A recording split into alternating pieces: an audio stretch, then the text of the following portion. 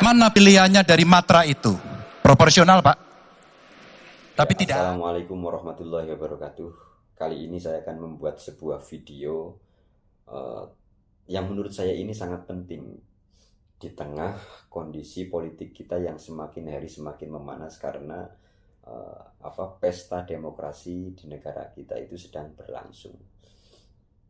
Kita tahu bahwa ada 3 kandidat calon presiden dan wakil presiden. Yang pertama, nomor 1 itu ada Anies dan Muhaimin, yang kedua ada Prabowo dan Gibran, yang ketiga ada Ganjar Pranowo dan Mahfud MD.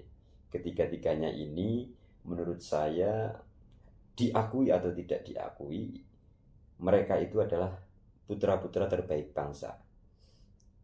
Sehingga kita sebagai warga Indonesia itu harus mengakui itu semua gitu. Buktinya mereka calon bertiga itu maksudnya. Ketiga calon ini buktinya itu diajukan oleh partai-partai pengusungnya. Itu membuktikan bahwa mereka itu dianggap sebagai orang yang paling layak secara elektabilitas bagus, dukungan elektoralnya juga bagus, sehingga mereka diajukan untuk menjadi capres dan cawapres. Nah, berkaitan dengan itu semua, saya mengajak teman-teman sekalian, khususnya pemilih-pemilih muda yang disebut dengan Gen Z gitu, untuk tidak apatis terhadap perpolitik. Mengajak teman-teman pemilih khususnya yang Gen Z ini untuk lebih kritis, tidak apatis. Artinya dari ketiga paslon capres dan cawapres ini kita harus menggali lebih dalam siapa mereka itu. Jadi nanti kita akan bisa sampai pada kesimpulan, saya harus milih 3 misalnya, milih Ganjar Pranowo dan Mahfud MD. Saya mengajak teman-teman pemilih khususnya yang Gen Z ini untuk lebih kritis, tidak apatis. Dari ketiga paslon capres dan cawapres ini kita harus menggali lebih dalam siapa mereka itu. Nanti kita akan bisa jadi sampai pada kesimpulan, saya harus milih 3 misalnya, milih Ganjar Pranowo dan Mahfud. Jangan sampai memilih yang terjelek gitu, yang terburuk gitu, terburuk buat bangsa dan negara tentunya gitu ya. Misalnya kayak pasangan nomor urut 1 itu kan kita kenal didukung oleh gerakan-gerakan yang radikal gitu kan. Tapi intinya dalam video ini saya akan menyuguhkan sebuah video yang beredar sangat luas. Ini nggak apa-apa kalau saya terima, sebenarnya debat sebenarnya seperti ini. Kalau boleh tanya jawab langsung. Baik, silakan Bapak Ganjar, silakan. Silakan Pak, dilanjutkan masih ke waktu. Mudah-mudahan saya didulukan di tengah, memang agak mendinginkan 2 kawan saya kiri kanan. Terima kasih Pak Prabowo. Mana pilihannya dari matra itu? Proporsional Pak. Tapi tidak ada serangan yang akan masuk melalui darat karena kita negara aristokratik. Maka yang mesti diperkuat hari ini adalah laut. Prioritas.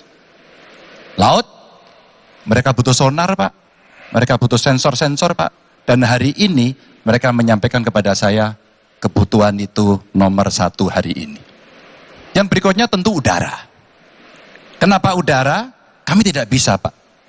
Dan saya senang kalau nanti Bapak dalam forum ini menjelaskan ide Bapak untuk membeli pesawat bekas.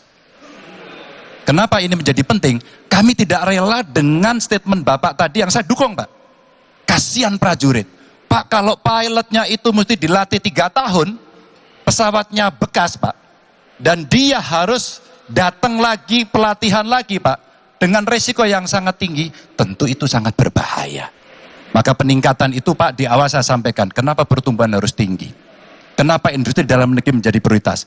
Bahkan saya sebut tadi, tank dibuat di mana, heli, fregat, cyber dibuat di mana, agar kita bisa konsisten dalam perencanaan pembangunan, termasuk ketika kita membuat kapal selam yang sudah dimulai dari PT PAL.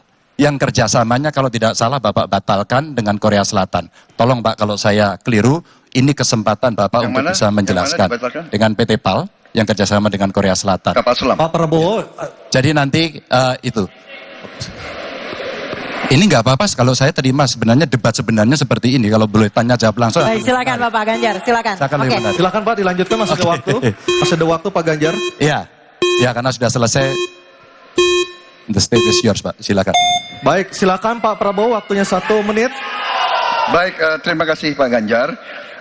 Kesempatan saya bisa menjawab. Jadi, alat perang itu usianya kurang lebih 25 sampai 30 tahun. Pesawat terbang, kapal perang dan sebagainya. Jadi bukan soal bekas dan tidak bekas, tapi usia pakai, ya, kemudahan. Jadi pesawat umpamanya pesawat Mirage 2005 yang ada di Qatar, yang rencananya kita ingin akuisisi, itu usia pakainya masih 15 tahun, Pak. Dan teknologi ini mengarah kepada yang lebih canggih. Kita menunjukkan yang canggih, yang terbaru. Tapi kalau kita beli baru, datangnya Pak, baru 3 tahun, dan operasionalnya itu baru 7 tahun, Pak. Nah, sementara 3-7 tahun ini, kita perlu deterrent, kita perlu kemampuan.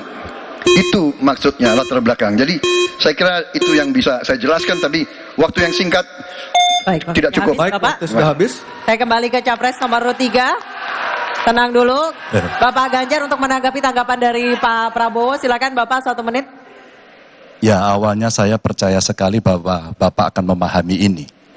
Tapi hari ini saya menjadi meragukan. Karena saya bertanya kepada pilot. Saya bertanya kepada Angkatan Laut pada persoalan ini.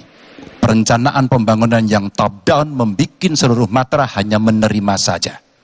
Kenapa ini saya sampaikan, Pak? Maka kalau kita bicara katakan bukan soal cerita bekasnya, buat kami tidak. Karena Yuwono Sudarsono pernah menolak itu dan apa yang Bapak rencanakan hari ini ditunda. Apa artinya? Saya kira perencanaannya terlalu gegabah pada soal itu.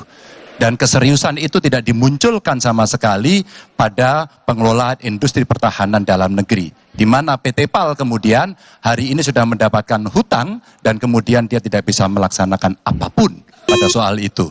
Maka ini menjadi catatan, tapi saya berterima kasih karena Pak Prabowo menjelaskan itu. Dan mudah-mudahan masyarakat menjadi jelas posisinya. Baik, waktunya. Baik, terima kasih Pak Ganjar, Pak Prabowo dan Pak Anies.